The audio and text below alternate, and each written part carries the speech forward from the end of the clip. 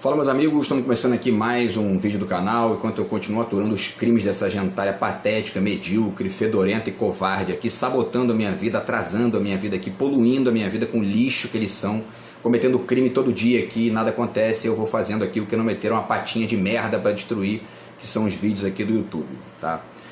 Hoje vamos falar sobre a guerra do Iraque, né? Ou sobre o Iraque, tá? Porque no mês que vem a gente está completando aí 22 anos da invasão que os Estados Unidos fizeram em 2003, né, lá, e enfim, trouxeram uma quantidade gigantesca de problemas, não tinha nenhuma legitimidade aquilo, não foi aprovado pela ONU, e enfim, né, fizeram um monte de cagada lá. E vamos falar um pouquinho sobre 2 ou 3 aspectos bizarros assim, né, da interferência dos Estados Unidos lá no Iraque, e o quanto que isso representa aí de um desenho melhor do que é a experiência dos Estados Unidos, o quanto que aquilo ali interfere e influencia a cabeça da direita brasileira, tá, de maneira geral. Então tá aí, o título é esse aí: o que os Estados Unidos fizeram com o Iraque 22 anos depois da invasão de 2003, tá? Antes eu deixo com vocês aqui mais uma vez a dica, né, do meu romance, que saiu em outubro, tá? Quem quiser entrar em contato, o zap está na descrição do vídeo. Esse anúncio que eu faço aqui do livro é um anúncio até mais para poder manter uma posição do que para vender o livro. Porque isso aqui está hackeado por esse bandido de merda que eu estou aturando há 8 anos aqui, e o desgraçado está impedindo aqui as pessoas de entrarem em contato, ou tá manipulando gente a entrar em contato apenas quando, enfim, quando o rabo dele quer, e aí eu não consigo aqui me conectar com ninguém, entendeu? Mas eu mantenho isso aqui porque eu sou diferente dessa gentinha de merda, então eu vou mantendo aqui o anúncio do livro, tá? E você ganha 2 marcadores, certo? Com um livro autografado, com dedicatória e tal.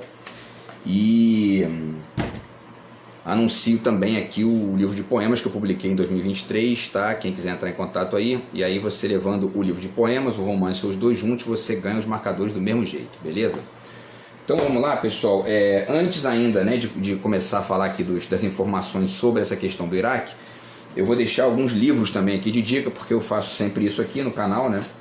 E que são livros sobre a guerra do Iraque, sobre as consequências da guerra, tá? Então tem esse livro aqui do Jean Baudrillard, tá? O Power Inferno, que ele fala sobre a questão do 11 de setembro e o quanto que aquilo gerou as guerras, né, do Afeganistão e do Iraque, quanto que aqueles acontecimentos ali foram problemáticos por uma série de motivos, tá? Esse livro aqui do jornalista Carlos Dornelles também fala bastante sobre esse assunto, tá? O quanto que a guerra do Iraque, a guerra do Afeganistão foram, enfim, tiveram uma cobertura da imprensa brasileira muito ruim, porque não teve contraponto, não teve contraditório, as fontes orientais praticamente não foram acessadas, etc. e tal. Então, quer dizer, tudo isso é importante para entender também esse papel da imprensa aí nesse contexto, tá? O que mais? Está aqui esse livro do Noam Chomsky, 11 de setembro, ajuda a entender uma série de coisas aí, inclusive as nomenclaturas pretensamente jurídicas, né, dos Estados Unidos sobre o que é terrorismo e tudo mais, e o quanto que eles usam isso para poder articular com defesa da economia interna, protecionismo, etc. e tal. E a direita brasileira, Bolsonaro, Paulo Guedes, Milei também, né, da Argentina e tudo mais, essa gente achando que, enfim, os Estados Unidos é o exemplo do livre mercado, etc. e tal, né? Tudo isso ajuda a desmistificar essa basófia toda, né, e pensar de verdade para além desses reducionismos e fofoquinhas, certo? O que mais, pessoal? E aí esse livro aqui também do Chomsky, né, O Lucro ou as Pessoas. Aqui ele está falando mais do conceito de neoliberalismo, quanto que isso, enfim, né, explica bem o que são os Estados Unidos e também explica o que eles foram fazer no Iraque lá, porque basicamente foi isso, né? Grana, tá? Vamos falar um pouquinho sobre isso aí também. E grana, a revelia do direito internacional, a revelia de qualquer coisa, porque para eles o que interessa é isso, né? É um vale tudo, né? Para usar uma expressão desse vermezinho que eu estou aturando aqui há bastante tempo. Esse livro aqui também ele foi lançado, se não me engano, em 2003, né? Foi exatamente no ano da guerra, e é um livro que se chama Não à Guerra, porque nós brasileiros dizemos não à guerra, tá? Quase todos, né? Tem alguns que dizem, né? Tem alguns que não conseguem superar os próprios ressentimentos e ficam guerreando o tempo todo. Estão guerreando até mais contra si mesmos do que contra os outros, mas acabam afetando a vida dos outros também. Aqui tem textos, né, do Lobão, da Ana Maria Machado, do Arthur da Pieve, tá? Do Inácio Cano e outros autores aqui, tá? Então esse livro também é bem legal, tá? Fala sobre essa propensão que o brasileiro tem a não buscar guerra, etc. e tal. Depois de 2013, né, com a ascensão ou com a apropriação das manifestações pela neodireita lá e tudo mais, a construção daquele cenário que fez brotar essa, enfim, né, essa neoviolência da direita brasileira, a gente mudou um pouquinho esse contexto e isso não vai acabar enquanto a gente não conseguir deslocar minimamente essa influência ideológica pesada que os Estados Unidos têm aqui, né, e que a direita brasileira reproduz em tudo, né, não é só na defesa estrito sensu dos Estados Unidos ou da guerra, etc. e tal, mas também na própria verborragia de mercado, nessa coisa de, enfim, essa é uma lógica de violência, de individualismo extremo e de pobreza de complexidade, tá? E por último, pessoal, tem também essa dica aqui, que é um livro do Paul Virilio, que é um pensador francês, tá? Guerra e Cinema, que também é um livro interessante para pensar esse assunto, tá? E aí, vamos fazer então aqui vamos relembrar aqui alguns fatos importantes ligados à guerra do Iraque, tá? E consequências aí, porque tem duas consequências que são muito importantes, né? Para entender o que são os Estados Unidos e como que eles interferem de fato no mundo de uma maneira radicalmente unilateral, sem contraditório, mais ou menos como esse vermezinho que eu estou aturando, repito, aqui há basicamente 8 anos, que é um idiota que é isso, né? É um imbecil que mistura lá psi com capitalismo e tal, é um vermezinho bem parecido com isso aqui, tá? Então vamos lá, a primeira matéria é apenas um resumo, tá, do que aconteceu lá, mas é um resumo de 2023, tá? Ou seja, 20 anos, né, da invasão lá no Iraque. Então, matéria do Brasil de Fato, eles dizem: guerra no Iraque, uma mentira e suas longas consequências. Em março de 2003, os Estados Unidos de Bush iniciavam a invasão alegando posse de armas de destruição em massa. A matança continua 2 décadas depois, quer dizer, em 2023 continuava acontecendo ali, né, a violência lá dos Estados Unidos. Somente em fevereiro de 2023, um mês antes dessa reportagem aqui, pelo menos 52 civis morreram no Iraque em tiroteios, bombardeios e outros ataques. A violência é um eco da guerra no Iraque, lançada pelos Estados Unidos na noite de 19 para 20 de março de 2003.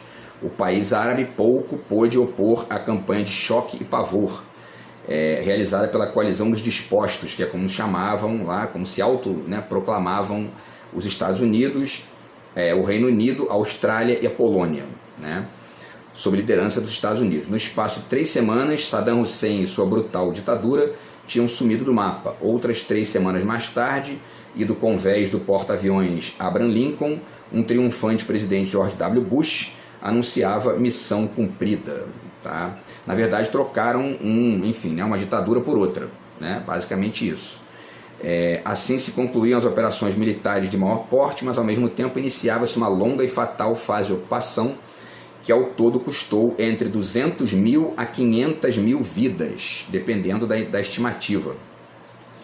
Em 2006, uma revista chamada The Lancet computava 650 mil mortes adicionais. Tá? As tropas estadunidenses se retiraram em 2011 para logo retornarem a fim de ajudar a combater o assim chamado Estado Islâmico, um brutal grupo fundamentalista nascido dos destroços do regime baatista de Saddam Hussein. Segundo o Ministério Alemão da Defesa, 120 soldados da Bundeswehr estão atualmente estacionados no Iraque. Agora, essa questão do Estado Islâmico, apenas para fazer um comentário rápido aqui, o Saddam Hussein ele foi uma espécie de cria dos Estados Unidos. Os Estados Unidos criaram, né, entre aspas, o Saddam Hussein na guerra Irã-Iraque, que foi uma guerra, inclusive, protagonizada pelo pai do George Bush, né, o George Bush pai, e, enfim, que causou lá também uma série de problemas e não gerou nenhum tipo de perspectiva ou nenhum tipo de mudança sistemática ou enfim, né, significativa. E o Saddam Hussein brotou dali, ganhou poder e tal, e alçou o poder e ficou lá. E aí depois, né, ele acabou rompendo com os Estados Unidos e sofreu as represálias desse tipo de atitude e foi assassinado. Né? Os estadunidenses lá sequestraram o Saddam Hussein e enforcaram ele. né? Adiantou? Não adiantou. Ele foi substituído pelo Estado Islâmico e vai ser assim enquanto os Estados Unidos não saírem de lá ou enquanto não, a situação não for mediada por instituições internacionais ou por países que tenham vocação para o diálogo, que é o caso da China, o caso até da Rússia hoje, né? É o caso, enfim, né, do próprio Brasil e tudo mais. Os Estados Unidos não sabem negociar, não tem inteligência para isso, não tem vocação para isso, são prepotentes e tem muita arma, né, tem muito exército, etc. e tal. E o que acontece do ponto de vista pragmático é isso: eles destroem o país, tomam conta de certos setores do mercado interno, se apropriam disso via exército, né, para poder ganhar dinheiro com isso e injetar mais dinheiro no Estado para aumentar o efetivo enfim, de militares, etc. e tal. Mas lá internamente o que acontece é apenas a substituição de um grupo radical por outro, mais revoltado ainda com a violência dos Estados Unidos, etc. e tal, enfim, elegendo ali os Estados Unidos, listando os Estados Unidos como inimigo, etc. e tal. Então foi assim que aconteceu, né, com o Estado Islâmico e com outras, enfim, com outras forças islâmicas ali, né? Bom, e aí, pessoal, vamos então passar para as consequências aqui, tá? Primeira delas, tá? Vamos lá. Tá aqui, deixa eu ver aqui. A primeira consequência é uma consequência de ordem econômica. E aí dá para, enfim, né? Dá para desenhar bem o que eles foram fazer lá exatamente, né? Porque não havia nenhum tipo de prova, como acabamos de descrever aqui. A justificativa deles era ligada à presença do Osama Bin Laden lá, que não tinha prova nenhuma disso, e também de uma suspeita de que o Iraque estaria fazendo arma de destruição em massa. Também não tinha nenhuma prova concreta. A ONU foi lá, fez a investigação e não descobriu nada. Eles invadiram assim mesmo, né? Ignoraram isso, tá? Bom, e aí matéria então aqui da revista Piauí, olha só o que aconteceu do ponto de vista econômico, certo? Eles dizem aqui, né, 30 trilhões de dólares em reservas. Esse é o Iraque, né, que é um dos 5 países ali com mais petróleo no mundo, tá? É a garantia da supremacia dos Estados Unidos e a gasolina.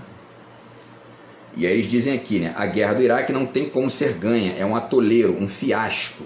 Eis a visão consagrada, mas há bons motivos para achar que, da perspectiva de George Bush e Dick Cheney, que era o vice-presidente, né, ela não é nada disso. Na verdade, os Estados Unidos podem estar encalacrados exatamente onde Bush e companhia queriam, e por isso não existe uma estratégia de retirada. O Iraque tem reservas conhecidas de 115 bilhões de barris de petróleo, o que é mais do que 5 vezes o total das reservas dos Estados Unidos, né? Devido ao seu longo isolamento, ele é o menos explorado dos países ricos em petróleo. Meros 2.000 poços foram perfurados em todo o seu território, enquanto só no Texas há 1 milhão de poços abertos. E os Estados Unidos tem, o Iraque, né, como eles disseram aqui, tem 115 bilhões de barris de petróleo estimados, tá? O Conselho de Relações Exteriores dos Estados Unidos calcula que o Iraque possa ter mais uns 220 bilhões de barris de petróleo a descobrir. Quer dizer, o dobro do que ele já tem ali, enfim, estimado, ele pode ter lá escondido também, né? Outra avaliação fala em 300 bilhões de barris. Se essas estimativas estiverem próximas da realidade, as forças dos Estados Unidos estão instaladas em cima de 1/4 das reservas mundiais de petróleo, certo?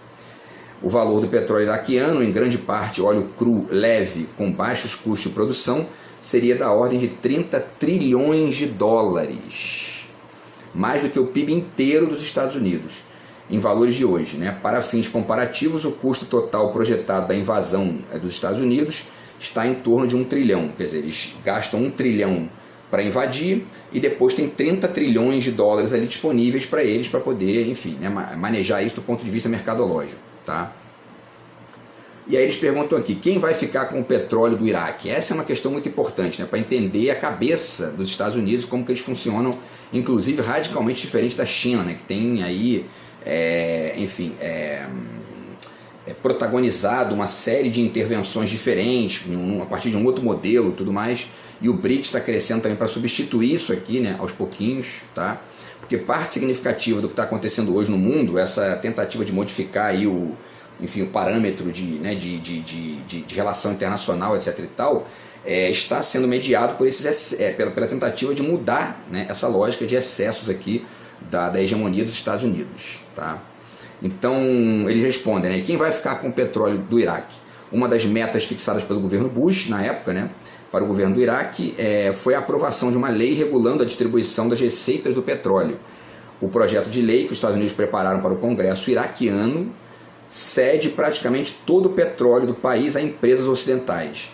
A Companhia Nacional de Petróleo do Iraque conservaria o controle de 17 dos 80 campos de petróleo, deixando o resto, 63, né, praticamente aí, enfim, né, 80% dos poços de petróleo, inclusive todo o petróleo ainda por descobrir, né, sob o controle de empresas estrangeiras por 30 anos. Obviamente que esse tipo de coisa eles mudam a hora que eles quiserem, né? É feito a revelia de um debate interno lá.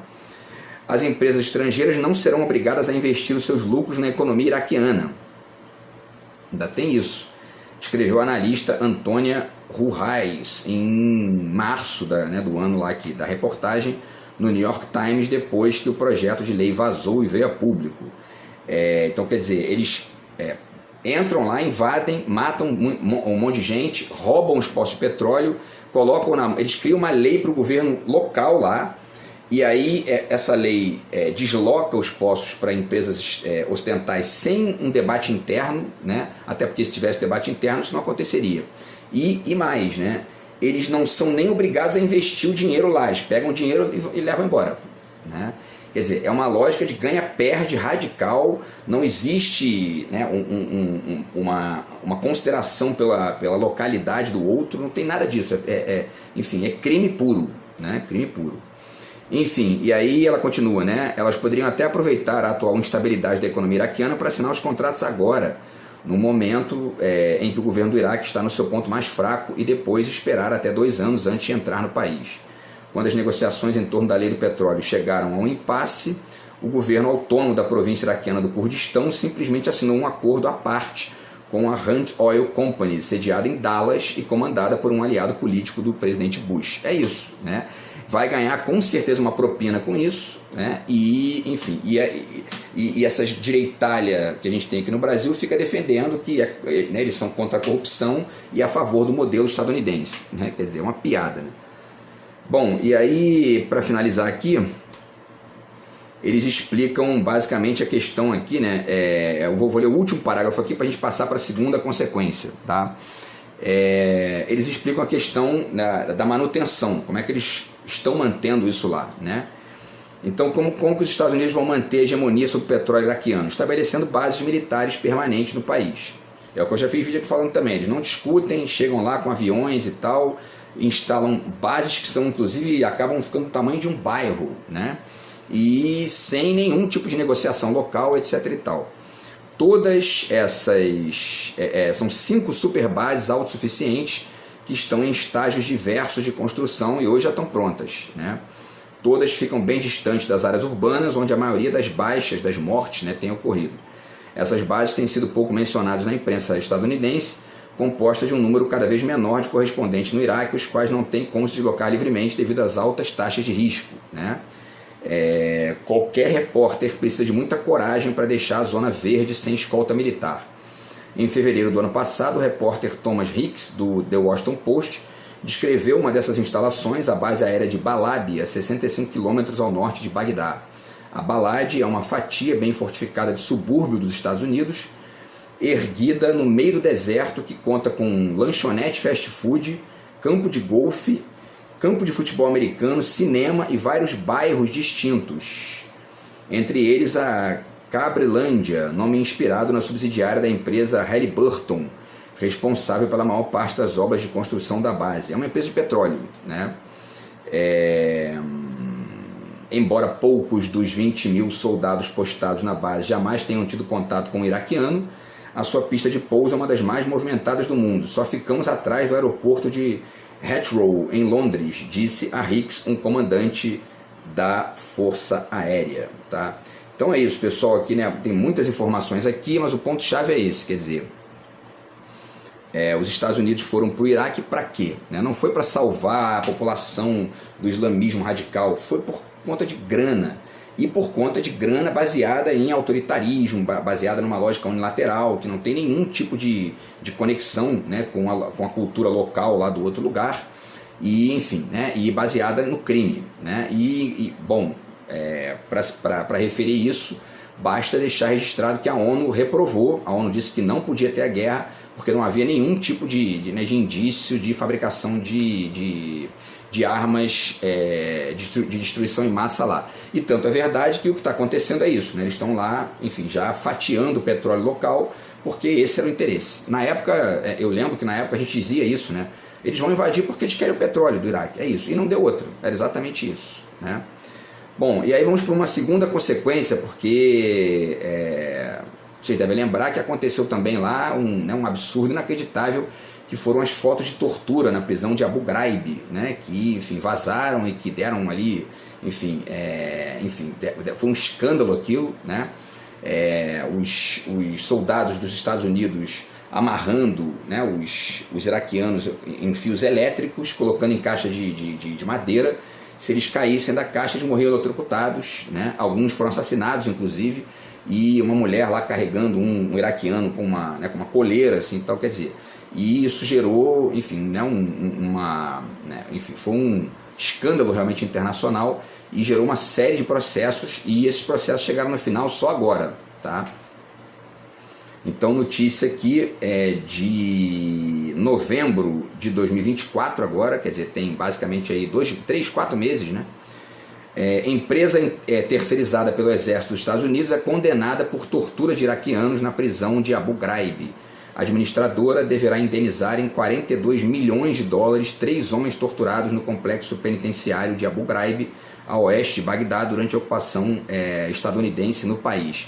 Então, assim, já fica registrado também o seguinte, né? Os Estados Unidos têm essa coisa, né? Porque eles vão com o exército, que é estatal, mas eles instalam, o próprio exército meio que, digamos, né, auxiliado por empresas privadas que estão ganhando dinheiro também com a invasão, estão ganhando dinheiro com a ocupação do país e até mesmo com o roubo da matéria-prima local lá, né?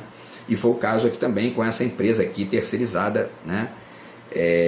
Que acabou agora tendo que pagar aí 42 milhões de dólares de indenização para 3 iraquianos torturados na prisão de Abu Ghraib. As fotos são bizarras, né? Se vocês tiverem aí estômago e quiserem acessar o Google, vocês vão ver lá, tá?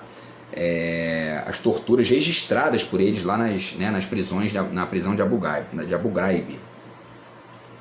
E aí, pessoal, eles dizem aqui, né? Um júri federal ordenou nesta terça-feira que uma empresa terceirizada pelo exército dos Estados Unidos pague 42 milhões de dólares em indenizações a 3 homens iraquianos que foram torturados na prisão de Abu Ghraib entre 2003 e 2004, informaram os advogados das vítimas.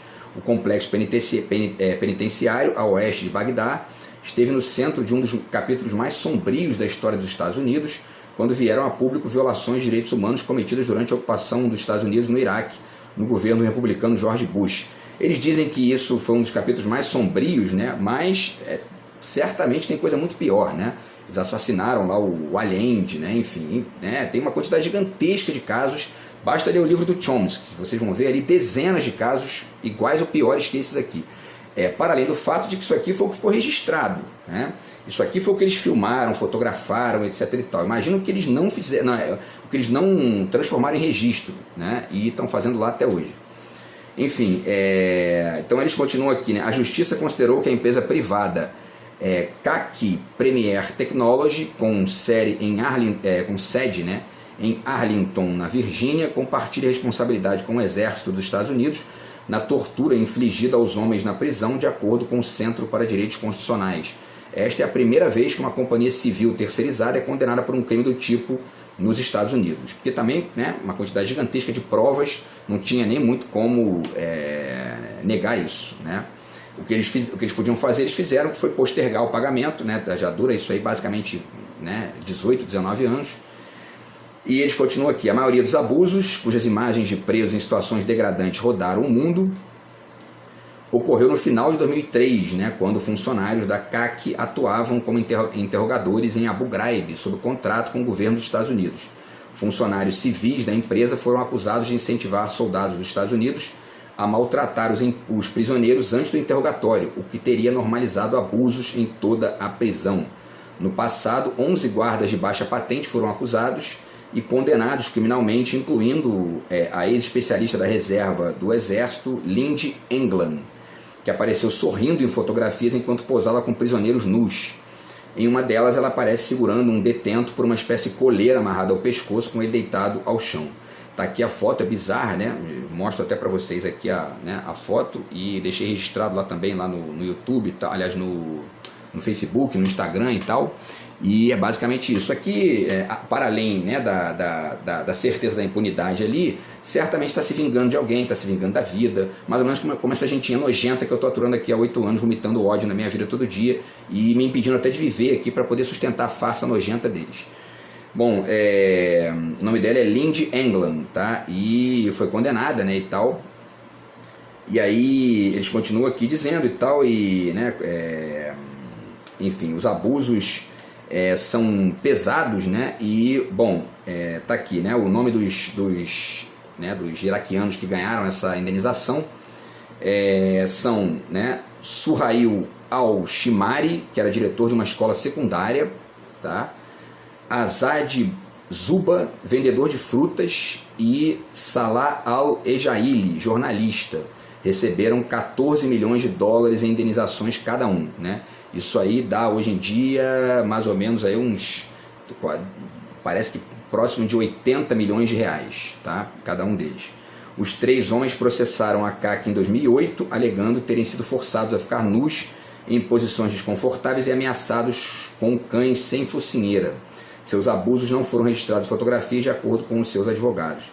Um advogado das vítimas, Mohammad Farid, disse durante sua arguição final que os gerentes da CAC sabiam dos abusos desenfreados contra detentos já em 2003 e deveriam ser responsabilizados juntamente com o pessoal do Exército. Durante depoimentos, muitos soldados envolvidos no escândalo manifestaram arrependimento.